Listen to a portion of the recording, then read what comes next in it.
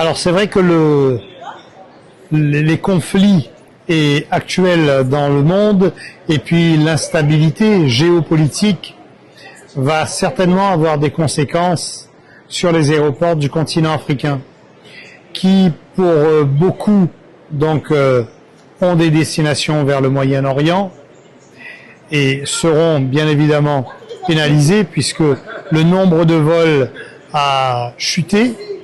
Il y a aussi la conséquence de l'augmentation du tarif du fuel, du carburéacteur, qui là ne sera pas sans incidence sur le prix des billets, mais également va s'installer malheureusement une certaine morosité économique et puis un peu plus de prudence de la part des passagers.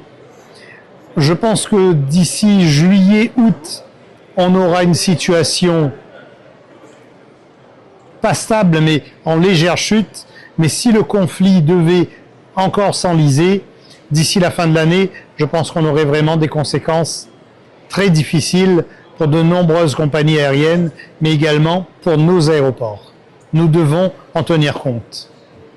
Pour ce qui concerne l'aéroport de La Réunion, dont je suis directeur des opérations, nous avons 60% de notre trafic sur la France métropolitaine, le reste étant dispatché dans la zone océan Indien.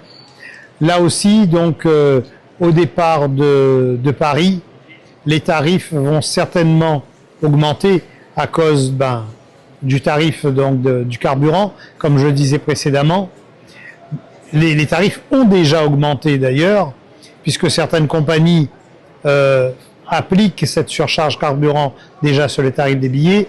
Il y a aussi toute la partie assurance que ces compagnies prennent, puisque pour venir à La Réunion depuis Paris, les compagnies survolent des zones, on va dire, un peu à risque. Et puis, on espère tous que la situation s'améliore, mais le redémarrage sera un peu plus difficile.